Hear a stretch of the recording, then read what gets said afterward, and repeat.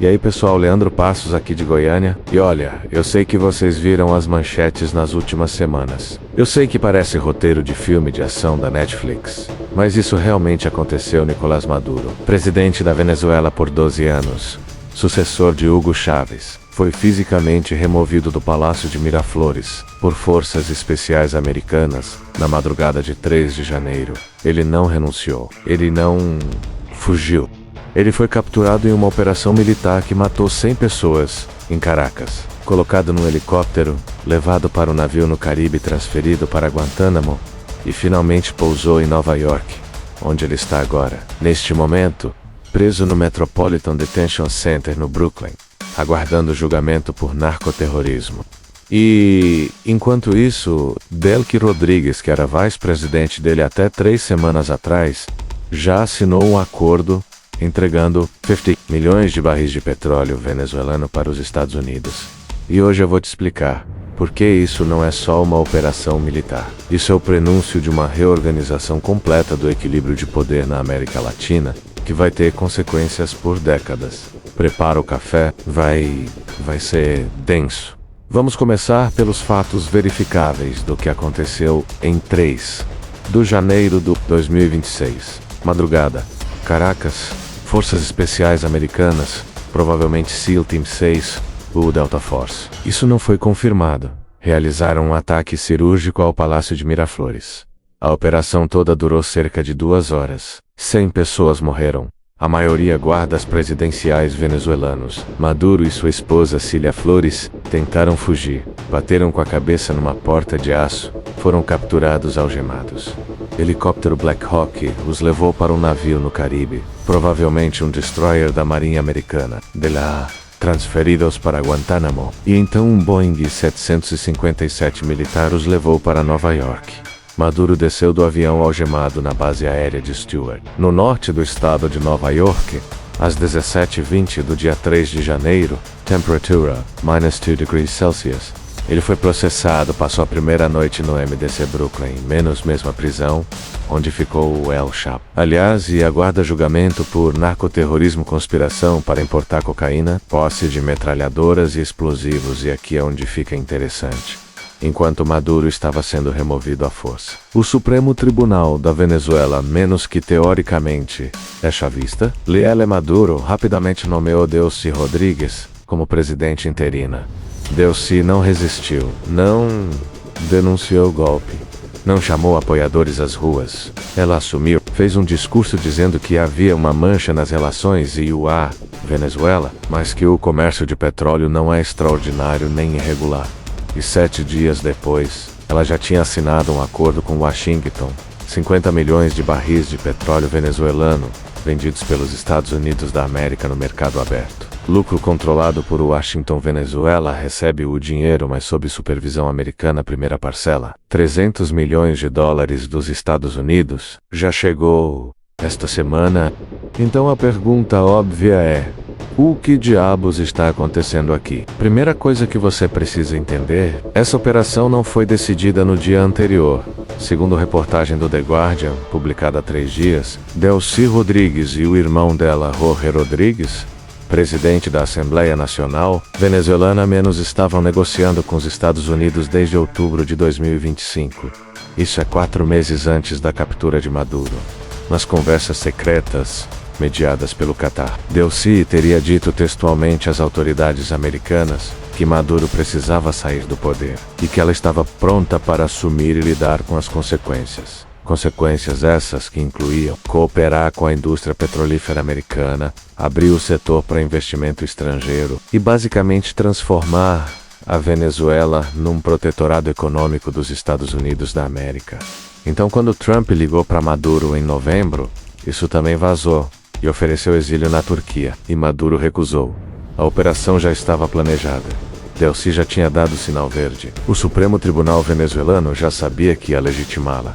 E aqui está o detalhe que ninguém está falando. Diosdado Cabello é ministro do Interior, considerado o homem mais poderoso da Venezuela depois de Maduro. Chefe dos serviços de inteligência, comandante dos coletivos, milícias armadas chavistas, Se Cabello quisesse resistir, ele poderia ter transformado Caracas num inferno. Poderia ter mobilizado dezenas de milhares de milicianos armados. Ele apareceu na TV, na madrugada de 3 de janeiro, e disse: "Vamos vencer, sempre leais." E depois, silêncio. Circularam rumores de que ele estava morto ou preso.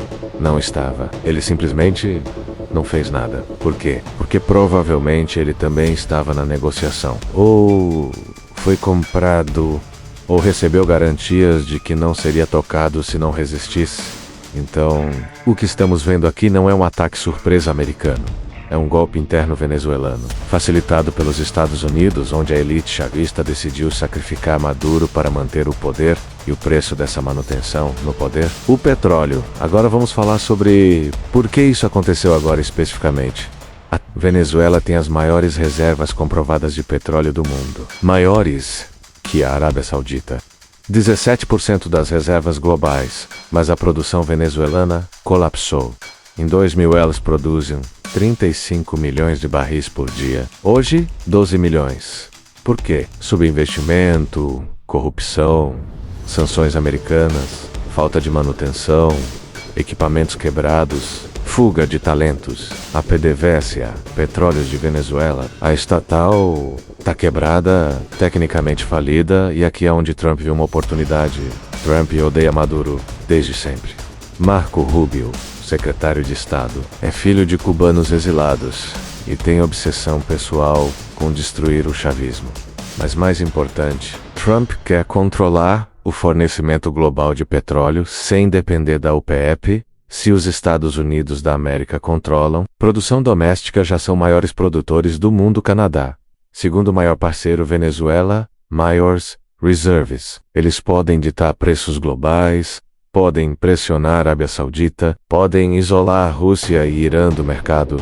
Então a operação militar em Caracas não foi sobre democracia ou narcoterrorismo. Foi sobre garantir acesso à última grande reserva petrolífera não controlada por adversários geopolíticos. E Delcy entendeu isso perfeitamente.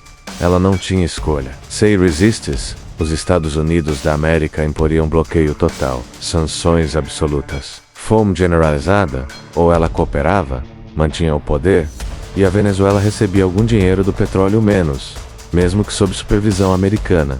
Ela escolheu sobreviver. E veja como foi rápido. 3 de janeiro, Maduro capturado. 5 de janeiro, Delcy assume como interina. 7 de janeiro, pede via e anuncia negociações com o IU. A 10 de janeiro, acordo de 50 milhões de barris fechado. 15 de janeiro, primeira venda de ultrassonografia. 500 milhões concluída. 20 de janeiro.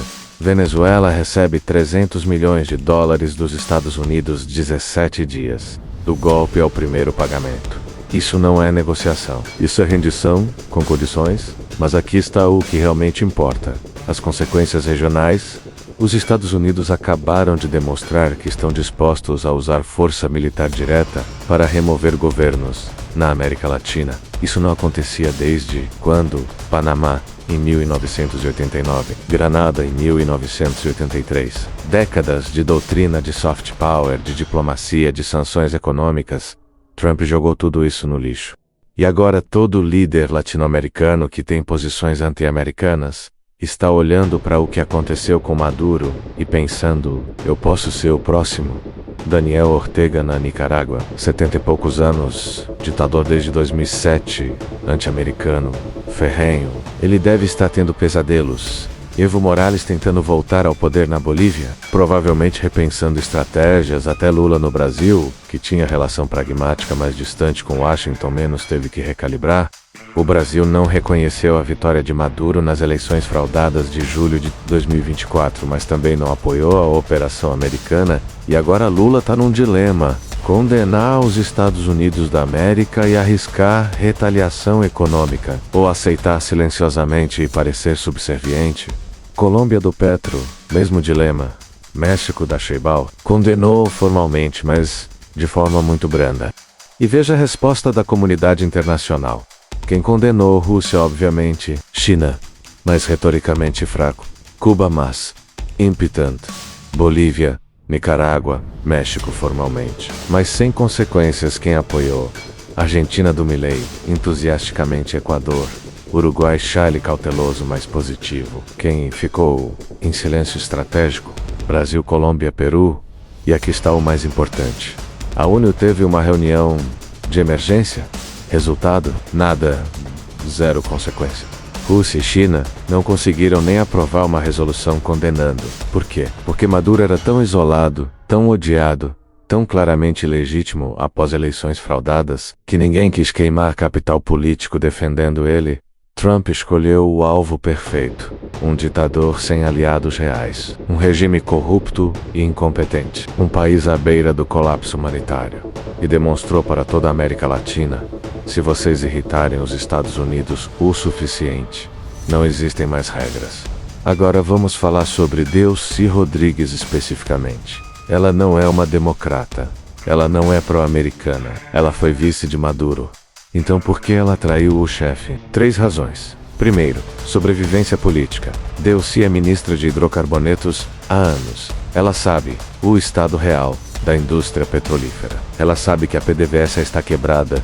Ela sabe que sem investimento estrangeiro massivo, a produção venezuelana vai continuar caindo. E sem receita de petróleo, não existe regime chavista. Sanções americanas estavam asfixiando o país. Maduro estava tentando sobreviver vendendo petróleo clandestinamente para a China via Shadow Fleet, navio sem bandeira. Mas isso gera talvez 30-40% do valor real do petróleo. Resto é perdido em corrupção e intermediários. Delcy viu a conta. Ou mantém Maduro e colapso total em 2-3 anos. Ou remove Maduro e talvez sobrevive uma década com apoio americano segundo proteção pessoal. Ela tem mandado de prisão americano também. Assim como Diosdado Cabello. Assim como dezenas de figuras chavistas.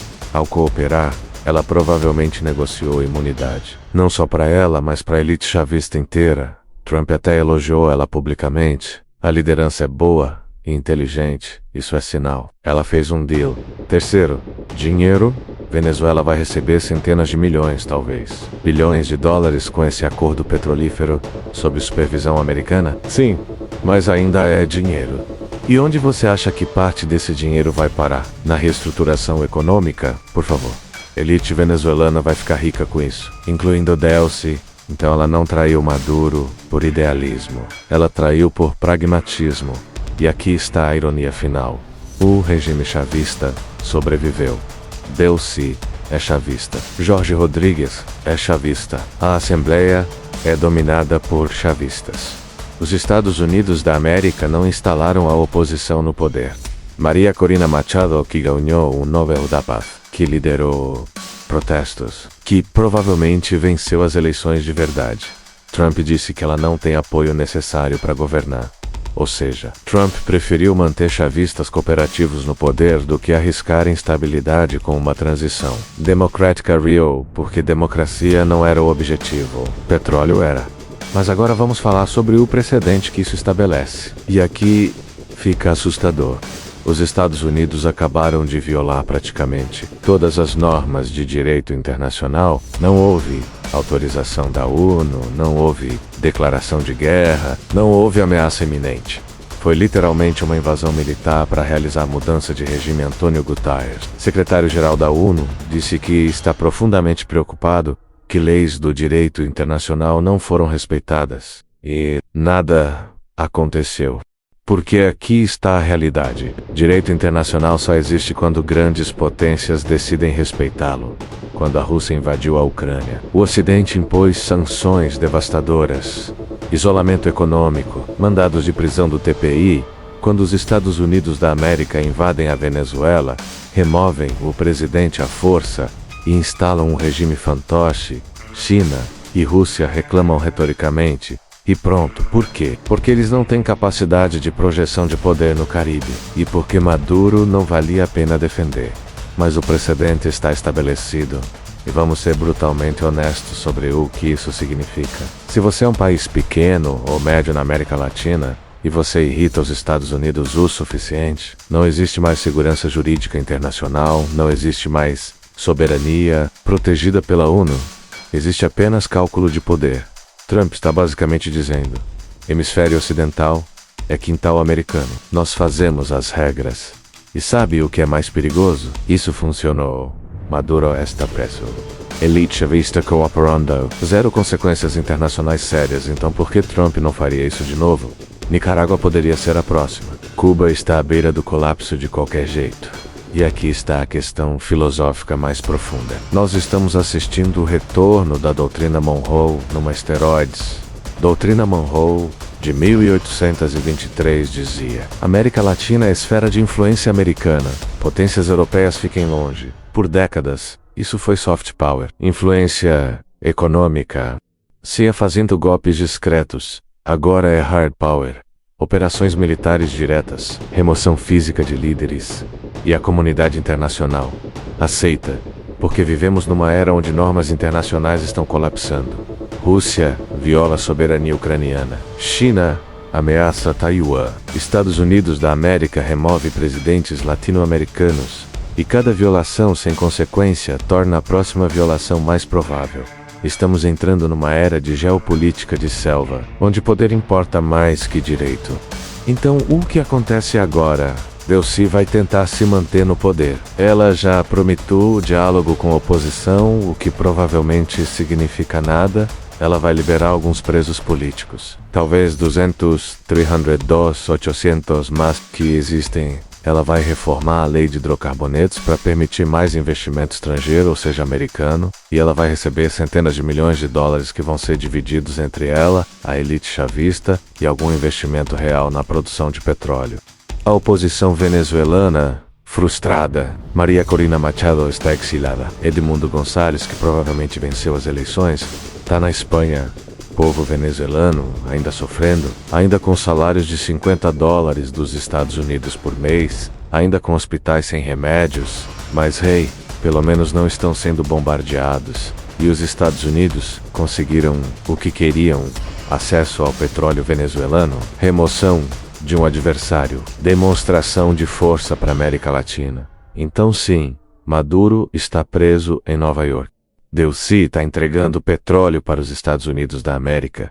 E a Venezuela se tornou um protetorado econômico americano. Isso não é teoria da conspiração. Isso não é especulação. Isso aconteceu nas últimas 3 semanas. E está acontecendo agora. Se você acha que isso é só sobre Venezuela, você não está prestando atenção. Isso é sobre o fim de uma era de ordem internacional baseada em regras e o começo de uma era onde grandes potências fazem o que querem com países menores. E todos nós vamos ter que aprender a viver nesse mundo novo. Até a próxima.